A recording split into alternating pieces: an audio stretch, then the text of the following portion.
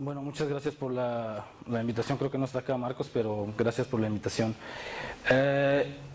Yo lo que les quiero presentar hoy es, primero les voy a dar como la línea general de lo que hago y después les quiero dar un ejemplo. Entonces, yo lo que hago es genómica evolutiva de bacterias patógenas y esta es una línea que empecé hace como 7 años cuando hice unos postdoctorados en Inglaterra con el profesor Edward Fale. Y entonces hoy les voy a hablar, les voy a dar un ejemplo, pero antes, este es el esquema de la plática, les quiero decir como el tipo de preguntas que yo trato de contestar y los modelos que utilizo. Luego les voy a dar una breve mención de la secuenciación y su potencial, de la secuenciación genómica, y esto es con la idea de darles el acervo adecuado para entender los resultados. Y luego les voy a dar solo un ejemplo de lo que hacemos. Y al final le voy a dar unas conclusiones en particular de este ejemplo y un mensaje mucho más general. A lo largo de la plática me pueden parar y de hecho les pido que lo hagan porque yo generalmente las pláticas que les doy son a colegas, entonces esto de repente se puede poner un poco técnico. Traté de hacerlo lo menos técnico posible, pero si tienen alguna duda, por favor, me detienen. Entonces, bueno, genómica evolutiva de bacterias es una cuestión muy amplia y en particular lo que yo trato de hacer tiene que ver con 3 preguntas fundamentales. Una es cómo se genera la variación dentro de las poblaciones bacterianas y la segunda tiene que ver con qué le pasa a esta variación, si está sujeta a procesos selectivos o si más bien es un proceso neutral el que determina y moldea esta variación genética. Y la tercera pregunta, que estaba un poco relacionada con estas dos, es lo que se conoce como filogeografía, y los médicos lo hacen de otra manera, que se llama epidemiología molecular, y tiene que ver con cómo se distribuyen las poblaciones bacterianas a lo largo del tiempo y del espacio. Y bueno, pero ¿por qué utilizar las bacterias patógenas como modelo de estudio? Esto se debe a un par de razones principales, muchas más, pero nada más voy a mencionar 2 principales. Una es que desde el punto de vista práctico, para las bacterias patógenas hay una inmensa cantidad de datos. Debido a su relevancia clínica, hay muchísimos metadatos que realmente pueden ser datos que, si se analizan desde un punto de vista ecológico o evolutivo, pueden ser muy valiosos. Por otro lado, a la fecha hay una inmensidad de genomas secuenciados. Voy a comentar de esto un poco más adelante. Y entonces realmente esto permite hacer estudios poblacionales en forma. Y bueno, a lo largo de los últimos 8 años yo he trabajado en una serie de bacterias patógenas. Por ejemplo, he trabajado con Borrelia burgdorferi, que se transfiere por garrapatas. También he trabajado con clamidia. Pero en particular, sobre todo en Inglaterra, trabajé con Staphylococcus aureus, con cepas resistentes a meticilina. Y recientemente, desde que regresé a México, estoy trabajando más bien con Acinetobacter baumannii. Y estos dos son patógenos nosocomiales muy importantes que matan más de miles de personas al año en este país. Y bueno, a nivel mundial mucho más. Entonces ahora les quiero dar solo una breve reseña de la secuenciación. Y esto es porque básicamente lo que nosotros hacemos es obtener muestras, se secuencian, analizamos los datos y luego hacemos una serie de inferencias, ¿no? Y entonces lo primero que ustedes hacen cuando van a hacer secuenciación es extraen el DNA. Luego hay una fragmentación que puede ser por diferentes métodos. Luego esto lo que hace es se clona en vectores y estos vectores se ponen a crecer en cultivos bacterianos. Y realmente esto es lo que se secuencia, ¿no? La librería que ven aquí, esta es la parte que realmente se secuencia. Y ya con lo que terminas es con un montón de pedacitos de lecturas pequeñas. Y con esas lecturas pequeñas lo que hay que hacer, de hecho, es básicamente armar una especie de rompecabezas.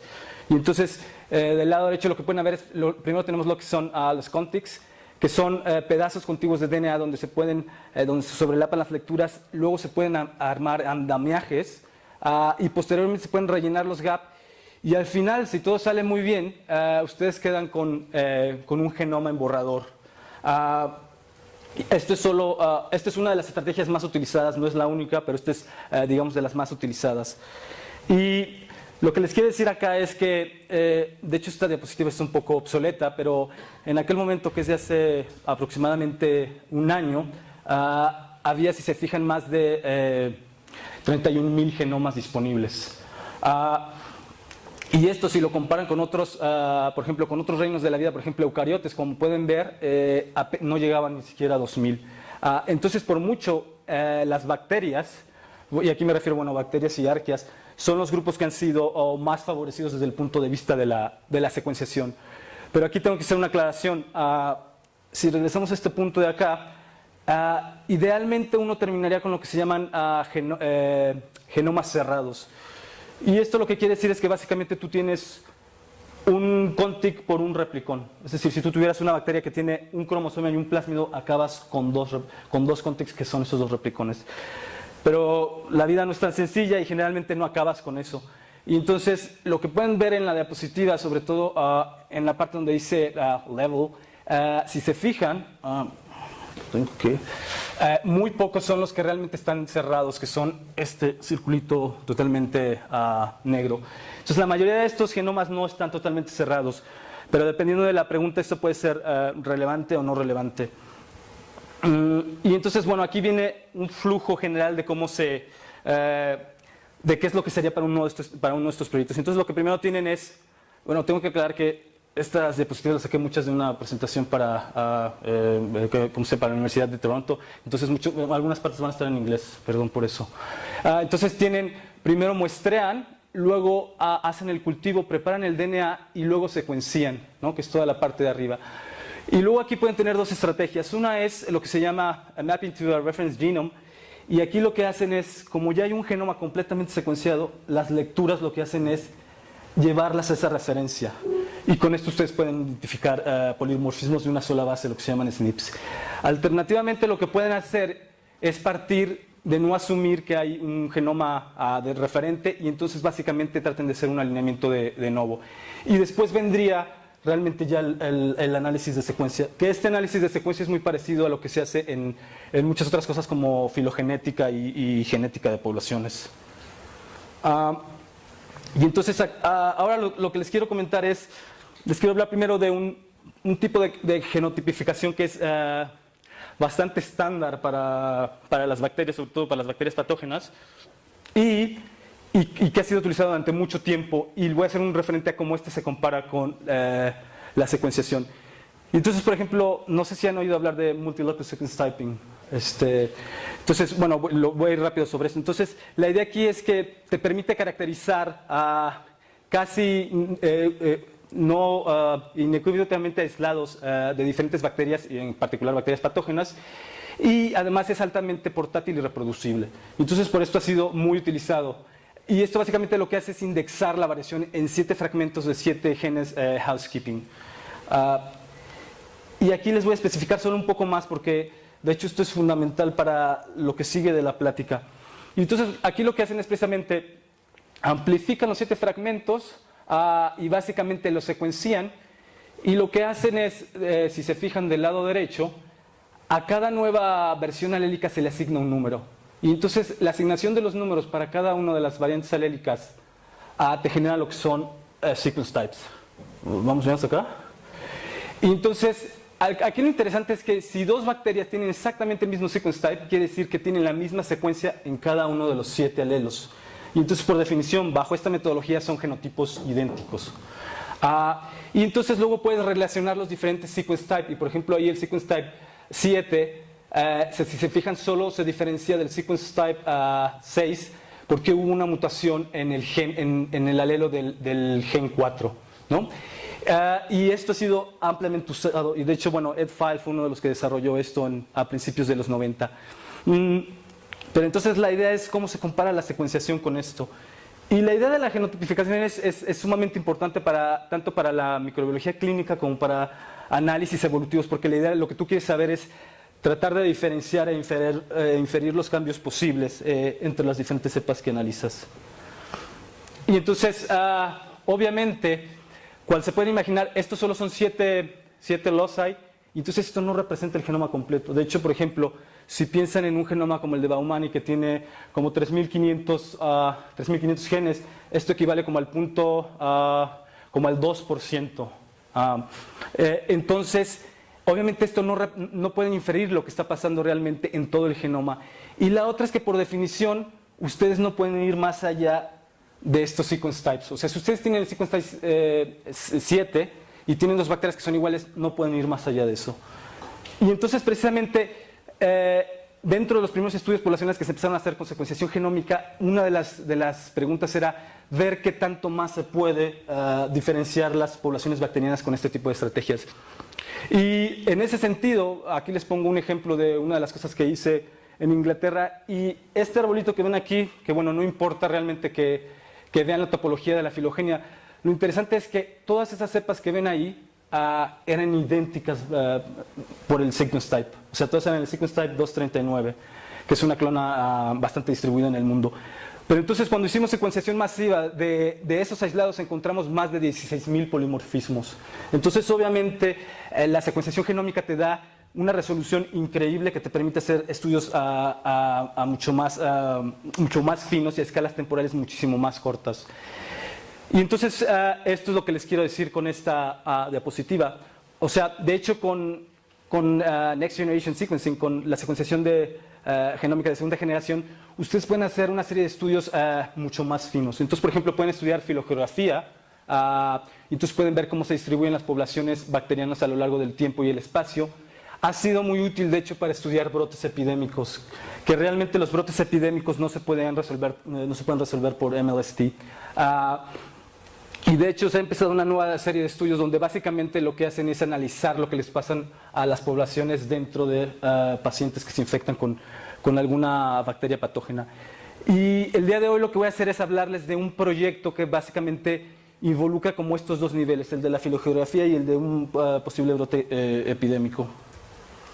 Entonces lo que les voy a presentar hoy es, este es uno de los proyectos que inicié justo cuando regresaba de Inglaterra hace un par de años, y es un proyecto que estoy haciendo en conjunto con mi alumna de doctorado, Lucía Graña, de Uruguay.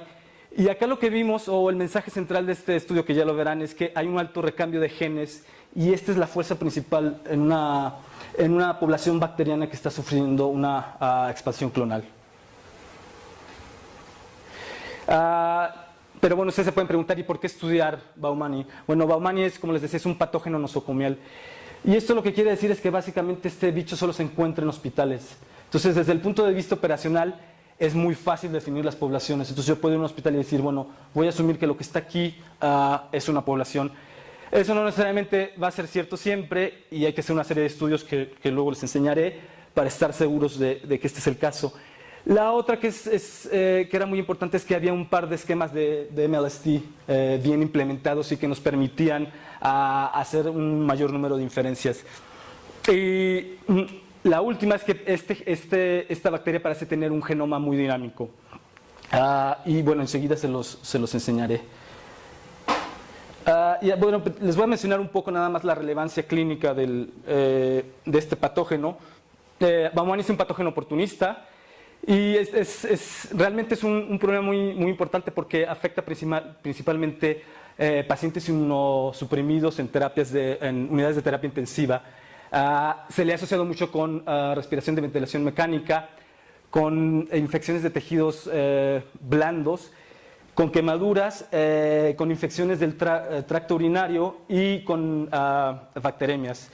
Y de hecho, de acuerdo a la Asociación Norteamericana de Enfermedades Infecciosas, este es uno de los 6 organismos más importantes multidrogoresistentes en el mundo. Y de hecho, en un reporte que salió de la ONU de este año, salió como el patógeno de los patógenos más letales de todo el mundo. Bueno, de patógenos nosocomiales. Y de hecho, bueno, esta bacteria, de hecho a lo mejor hasta oyeron de ella. De hecho, hubo varias notas de la prensa porque muchos de los soldados, tanto norteamericanos como ingleses, que iban a Afganistán o Irak, después de que eran afectados por IEDs, explosivos improvisados, adquirían infecciones de este tipo. Y la otra es que también se empezó a ver que después de desastres naturales como el terremoto de Marmara en Turquía, en el 99, también hubo una serie de brotes.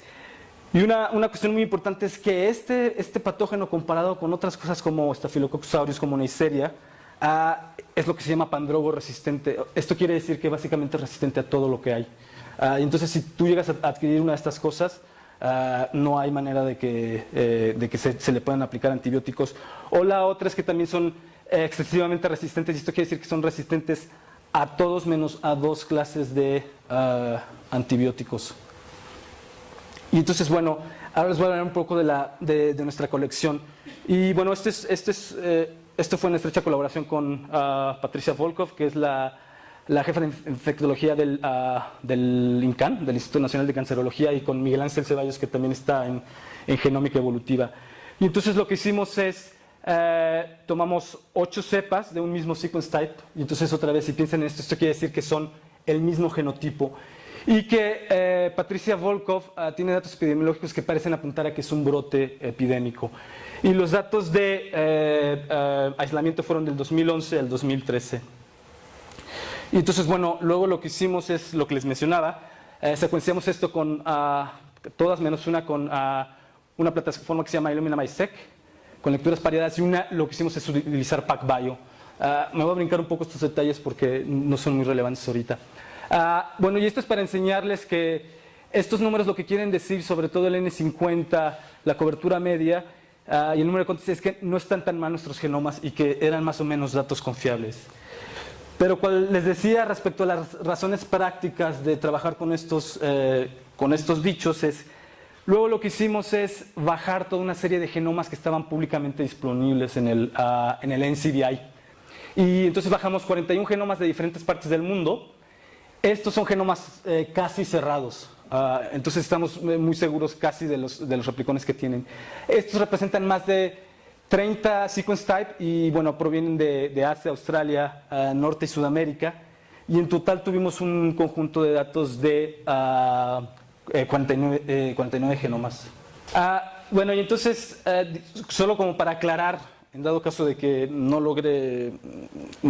les pase bien el mensaje, los objetivos de este estudio eran 2, básicamente.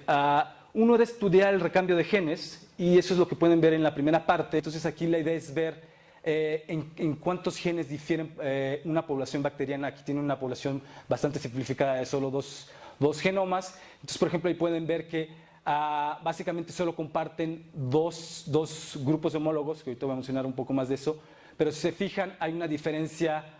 Por ejemplo, el genoma A tiene un genoma que no está en el genoma B, y el genoma B tiene dos genes que no están presentes en el genoma A.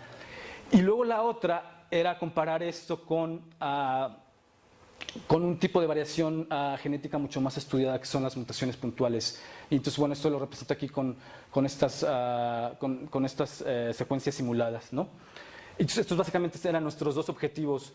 Bueno, y otra parte que mencionaré es precisamente estudiar si esto era un proceso selectivo o no. Y esto solo es para mencionarles que uno de los primeros hallazgos más importantes de la secuenciación genómica es que los genomas bacterianos se dividen en lo que se llama el core genome, que a lo mejor han oído hablar de él, y lo que se llama el genoma accesorio. Entonces, el genoma core es lo que se encuentra básicamente presente en todas y cada una de las cepas que ustedes consideran, y generalmente tiende a codificar funciones basales, los housekeeping genes. Y luego en el genoma accesorio son genes que están presentes en algunas, pero no en todas las bacterias, y aquí suelen encontrar muchas cosas que tienen que ver con nichos específicos, y que en muchas de las bacterias patógenas tienen que ver con factores de virulencia o genes de resistencia. Entonces ahí pueden tener cosas como también elementos genéticos móviles como fagos o transposones. Una pregunta. La resistencia a los antibióticos, entonces, ¿dónde estaría?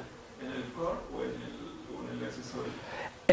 En muchos de los casos está en el genoma accesorio. En algunos otros casos está en el core. Y bueno, eso es una buena pregunta que me trae a otra, que es, estos son definiciones arbitrarias, y entonces, o sea, estas no son definiciones desde un punto de vista biológico. Y entonces, por ejemplo, si yo agarro un brote epidémico y yo trato de definir core y genoma accesorio, la mayoría de cosas me va a caer en el core, solo porque la población bacteriana es tan reciente que entonces básicamente todo va a caer en el core. Pero en cambio, si tú agarras poblaciones de todas las partes del mundo, tu core se va a reducir. Y de hecho, bueno, no voy a abundar mucho porque es una parte muy técnica, pero esta era una de las partes relevantes de este estudio que acabamos de montar, que es, básicamente yo lo que hice es brincarme estas distinciones, porque no hacen sentido desde un punto de vista biológico. O sea, tú puedes definir el core y el genoma accesorio de, por ejemplo, todas las bacterias. Entonces, si haces eso, claro, el número se te reduce drásticamente. Entonces, estos no son distinciones biológicas.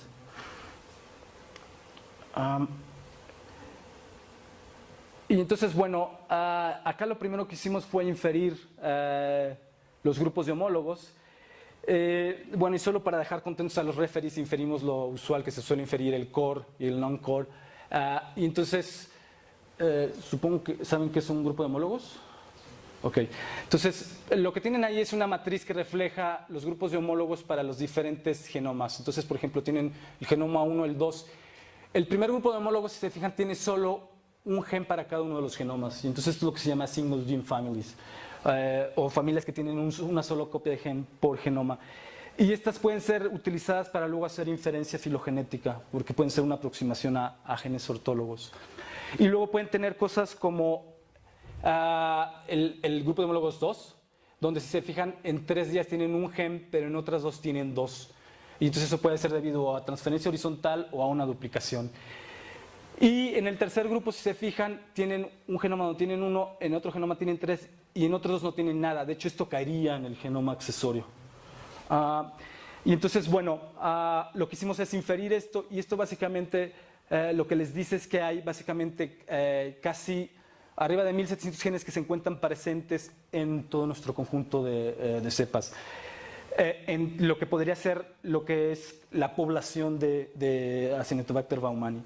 Y luego lo que hicimos es, utilizando precisamente estas familias de acá, lo que se llaman single gene families, llevamos a cabo análisis de recombinación y quitamos todo aquello que fue afectado por recombinación, porque obviamente esto afecta la reconstrucción filogenética.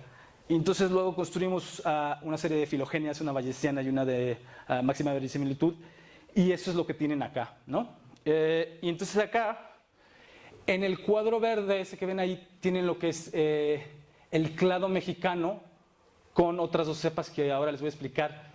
Pero luego lo que también hicimos aquí fue hacer un análisis de estructura poblacional. Y esto básicamente, la idea es tratar de encontrar grupos genéticamente diferenciados o aproximaciones de las poblaciones. Y entonces lo que ven en los diferentes colores son eso. Entonces, por ejemplo, tienen el clúster 5, donde tienen cepas de China y Canadá, y eso básicamente podría ser putativamente una población.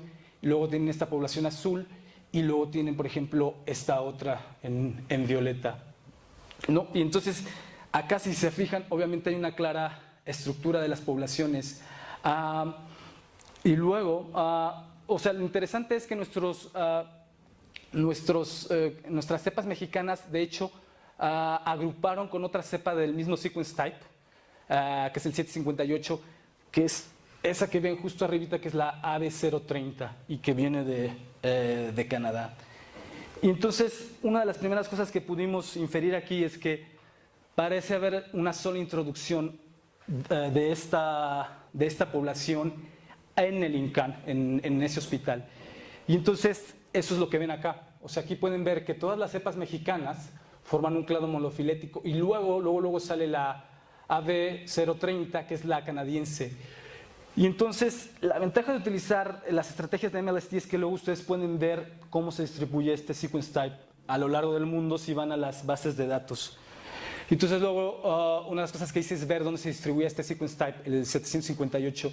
E interesantemente, este era un sequence type que solo se había encontrado previamente en Canadá, que es el aislado que incluimos, porque además se secuenció todo el genoma, y encontramos otro aislado mexicano, que de hecho fue aislado del Gea González. Y bueno, no sé si conozcan la zona de hospitales del DF, pero hay una serie de hospitales que están muy cercanos. Y el Gea González está aproximadamente a 0.5 kilómetros del INCAN. Entonces, lo más probable es que esto fue una sola introducción y que de ahí se empezó a dispersar. La otra cosa que está muy interesante es que esto todavía es tentativo, pero este parece ser un linaje endémico de Norte y Centroamérica, porque no les estoy presentando más datos, pero este sequence type solo ha sido encontrado en Canadá, en México, y tenemos unas cepas de Honduras que parecen también presentar este sequence type. Y luego lo que tratamos de hacer es precisamente ese punto que ven ahí de la introducción. Lo que tratamos de hacer es datar, o sea, tratar de tener una idea de cuándo fue introducida o cuándo fue sembrada esa población. Y entonces acá utilizamos una cosa que se llama el reloj molecular, que supongo que se han oído hablar de él, ¿o no? ¿Sí? O sea, aquí básicamente la idea es equiparar las tasas de cambio genéticas con medidas temporales. Y esto lo que te permite es efectivamente tratar de ver cuándo pueden surgir las poblaciones. Y entonces aquí lo que hicimos es tratar de encontrar el tiempo cuando esa población fue sembrada. Y entonces utilizamos una aproximación bayesiana que se implementa por medio de BEAST. Y lo interesante de esto es que nuestro estimado medio del tiempo al ancestro más común de este clado es aproximadamente a mediados del 2009. Y lo interesante de esto es que esto casa muy bien con los datos epidemiológicos que teníamos, porque si se acuerdan, yo les dije que los datos de aislamiento de esta cepa son del 2011 al 2013, y de hecho la de Legia González también es de inicios del 2011. Entonces esto hacía congruencia con los datos clínicos. Y bueno, la otra cosa que pueden ver aquí, si se fijan, es que realmente hay muy poca diversidad en esa población, ¿no? O sea, si se fijan, eso básicamente es una politomía, y entonces esto sugería que había muy poca diversidad en esa población. En otras palabras, que hay muy pocos cambios, o básicamente que los diferentes genomas que están ahí para esa single gene family son sumamente parecidos.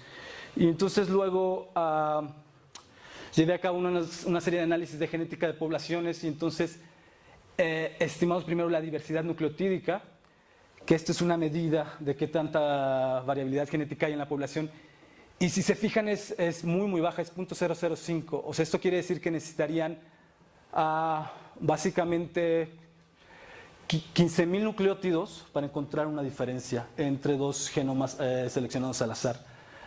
Encontramos solo 147 sitios segregantes, es decir, solo hay 147 sitios que están para los cuales tú puedes tener una variante.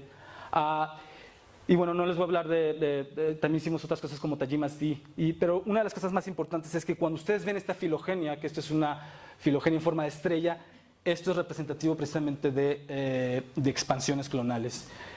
Y bueno, si no saben qué es una expansión clonal es básicamente tú tienes una población que tiene un tamaño X, y en un momento muy corto de tiempo básicamente esta población se incrementa drásticamente, y esto es lo que se supone que le pasa a muchas poblaciones bacterianas.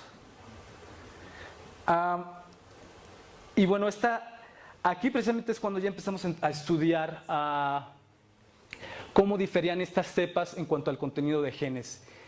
Y entonces, bueno, voy a tratar de explicar esto lo más sencillo y si no me preguntan. O sea, lo que ustedes tienen aquí es un mapa de calor, y aquí lo que hicimos es agarrar todas las cepas, las comparamos una con otra y hicimos una matriz de correlaciones de los genes.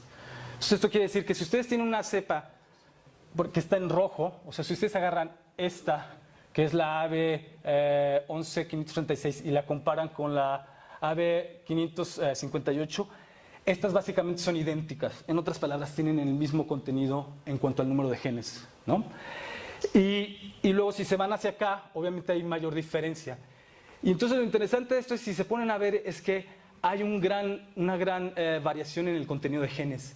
O sea, por ejemplo, esta línea que ven en diagonal es porque son ellas mismas, ¿no? O sea, esta cepa contra ella misma, esta cepa contra ella misma, esta cepa contra ella misma. Entonces, obviamente esperan encontrar el rojo. Lo interesante de esto es que luego lo que hicimos es sobreponer los grupos inferidos por el análisis de estructura poblacional, que eso es lo que ven hasta arriba. Y lo interesante de esto es, si el contenido de genes fuera a reflejar un poco la estructura poblacional, ustedes no verían que se romperían esos grupos. En otras palabras, verían el clúster 1 y todo quedaría en un solo bloque. Pero si se fijan, para todos los clústeres, salvo el naranja, que es el clúster 6, esto se rompe. En otras palabras, esto lo que quiere decir es que hay una variación significativa entre las diferentes subpoblaciones. Lo interesante es que si ven esta parte de aquí, que son las cepas mexicanas, aquí sí parece haber una similitud considerable en cuanto al número de genes. Y entonces, para averiguar eso un poco de una manera más formal, lo que hicimos fue, bueno, les explico, lo que hicimos es convertir esta matriz en una topología. Como esto es una matriz de correlaciones, básicamente ustedes pueden pensar en la correlación como una distancia entre las cepas. Entonces, con esto ustedes pueden construir un filograma. Y entonces hicimos eso para todas las cepas y solo para el clado mexicano. Y entonces, luego lo que hicimos acá es comparar precisamente esa topología, que es la segunda que ven, que está en rojo, con la topología de la filogenia inferida con los single gene families. Y entonces lo interesante de esto, o sea, en otras palabras, lo que vimos es si estas topologías eran significativamente diferentes a dos niveles, al clado mexicano y a nivel de toda la población. Entonces lo que pueden ver es, cuando ustedes consideran todo, básicamente estas topologías son diferentes. Pero en cambio, si se van al clado mexicano, este no parece ser el caso y estas topologías no son significativamente diferentes. En otras palabras, esta es una manera formal de probar que efectivamente dentro de aquí el contenido de genes es muy similar entre las diferentes cepas. Y luego acá lo que hicimos es hacer una reconstrucción del número de genes en los diferentes nodos de la filogenia. Y entonces estos números que ustedes ven aquí son el número de genes que se pueden inferir. Y entonces lo interesante de esto es que si ustedes ven y se van al ancestro común de todas las cepas mexicanas, aquí tienen que ese ancestro tenía alrededor de 3.500, casi 3.600 genes. Y si se van hacia el exterior, cual pueden ver, las cepas parecen tener mucho mayor número de genes. O sea, si se fijan acá de este lado, pueden encontrar cosas que tienen 3.700, 3.800, 3.700, 3.800 por ahí. Entonces lo interesante es que parecía que las ramas más externas de la filogenia parecían tener más genes. Y entonces, para probar esto de manera un poco más formal, lo que hice acá fue dividir las ramas. Y entonces tenemos las ramas internas y las ramas externas. Y entonces eso es esta comparación. Tienen las ramas externas y las ramas internas. Y lo interesante de esto es que hubo una diferencia significativa. En otras palabras, las ramas externas parecen tener un mayor número de genes. Y esto, bueno, lo voy a tratar de poner de esta manera. Si esto fuera un proceso neutral, ustedes llevaron ya evolución y vieron neutralismo, ¿no? Bueno, si no, lo que les quiero decir aquí es, en la teoría neutral de la evolución, ustedes tienen que la tasa de generación de mutaciones es igual a la tasa de sustitución. En otras palabras, si ustedes se fueran a esto y esto fuera un proceso neutral, ustedes deberían encontrar más o menos el mismo número de genes en las ramas externas que en las ramas internas. En cambio, si esto fuera un proceso selectivo, y como este es un periodo de tiempo muy corto, lo que esperarían si actuara la selección y sería selección purificadora, ustedes esperarían que aquellas adquisiciones que son ligeramente deleterias eventualmente van a ser quitadas. Y de hecho eso es lo que están viendo. Si se fijan, si se van al interior, ven un menor número de genes que si se van al exterior. En otras palabras, esto parece ser un proceso selectivo. Y bueno, con esto ya casi termino la parte del ejemplo. Y entonces, bueno, luego lo que hicimos es, como les decía, tratar de comparar esto con un tipo de variación genética mucho más estudiada, que son las mutaciones. Y de hecho este fue uno de los mensajes más importantes de nuestro artículo, que es, si ustedes se ponen a pensar, aquí tienen las mutaciones y allá tienen la diferencia en el número de genes, y esa diferencia en el número de genes es mucho más drástica que el de las mutaciones. En otras palabras, si se piensan en la población mexicana, este cambio en el número de genes es una fuerza evolutiva que está generando un mayor número de cambios que las mutaciones. Y bueno, aquí lo que hicimos es irnos un poco solo a a ejemplos particulares. Y esto era relevante porque estos son los genes que tienen que ver con la resistencia a antibióticos. Y lo interesante de esto es que si ustedes ven aquí, a pesar de que esto podría ser un brote epidémico, que ahora ya no estamos tan seguros, lo interesante de esto es que si ustedes se fijan en todas las cepas, pueden ver que hay una variación considerable entre los diferentes antibióticos. Entonces aquí lo que tienen es, esto es un mapa de presencia y ausencias. Entonces tienen las cepas y acá lo que tienen en colores está, cuando está en grises, que no hay básicamente ese gen. En este azul claro es que hay un gen y en el azul un poco más oscuro es que hay 2 genes. Y entonces lo que pueden ver acá es que efectivamente hay una variación considerable. O sea, por ejemplo, esta cepa de aquí parece tener 2 genes para el Rovell.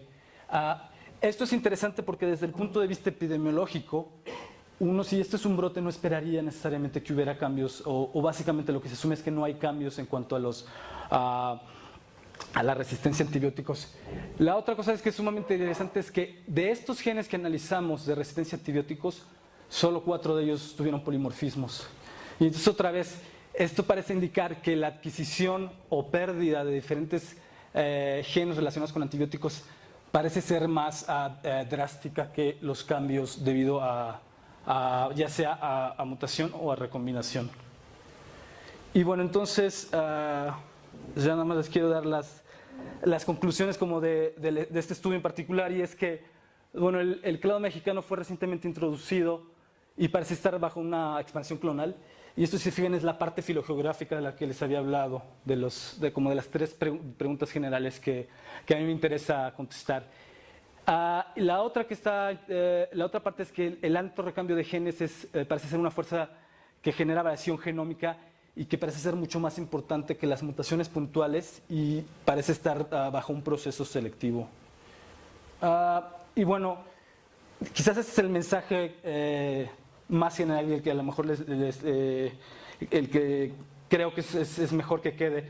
Y entonces, cual se pueden dar cuenta, el uso de los genomas para estudios microevolutivos y macroevolutivos, aunque hoy no hablé de cuestiones macroevolutivas, ha sido realmente muy, muy importante y ha cambiado de manera drástica la forma en que entendemos cómo evolucionan las bacterias. Y obviamente la secuenciación genómica es una herramienta sin precedentes para estudiar la dispersión a lo largo del tiempo de bacterias en general y de bacterias patógenas en particular, y los procesos que generan y moldean la variación genética. Y bueno, acá nada más quiero agradecer bueno, los análisis y la secuenciación y demás fue financiado por los programas de apoyo a proyectos de investigación de la UNAM.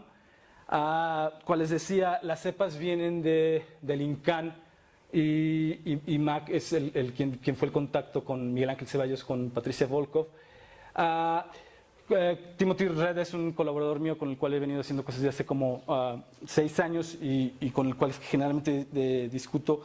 Y Jukka Korander es un finlandés, un matemático que de hecho es el que desarrolló el software que lleva a cabo el análisis de estructura poblacional, y Lucía Graña hizo como la mitad de los análisis que les presenté hoy.